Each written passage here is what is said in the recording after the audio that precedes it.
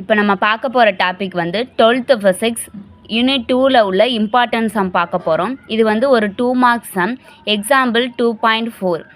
Determine the number of electron flowing per second through a conductor when a current of 32 ampere flow through it. அதாவது என்ன சொல்கிறாங்க அப்படின்னா, ஒரு conductor எடுத்துக்கிறோம். அதாவது கரண்ட்டை கண்டக்ட் பண்ணக்கூடியது தான் கண்டக்டர்னு சொல்லுவோம்.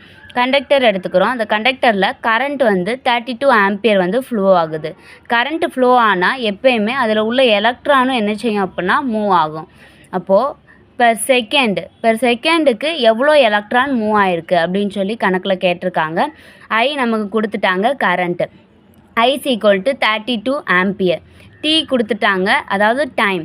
D equal to 1 second. இப்போ ஒரு செகண்டுக்கு எவ்வளோ எலக்ட்ரான் வந்து ஃப்ளோ ஆகுது அதை தான் நம்ம கண்டுபிடிக்க போகிறோம்.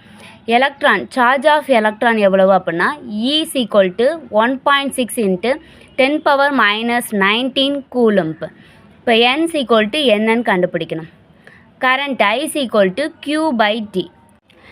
கியூவோட வேல்யூ நமக்கு தெரியும். Q is equal to என்இ.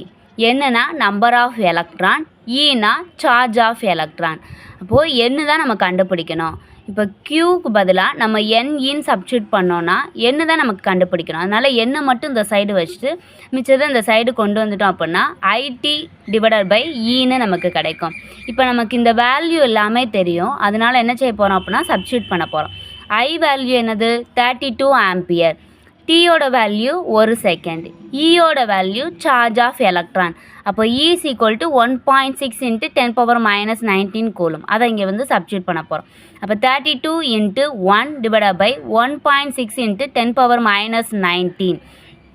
32வையும் 1.16ஐயும் நம்ம அடி கொடுத்தோம் அப்படின்னா நமக்கு 2/0.1 கிடைக்கும்.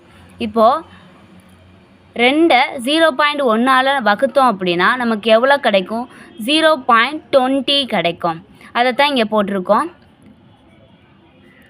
இப்போ இந்த வேல்யூ வந்து நம்ம 19 இருக்குது. இப்போ இதை 20ஆக மாற்றணும் அப்படின்னா நம்ம ஒரு ஸ்தானம் தள்ளி என்ன செய்வோம் அப்படின்னா புள்ளி வைப்போம்.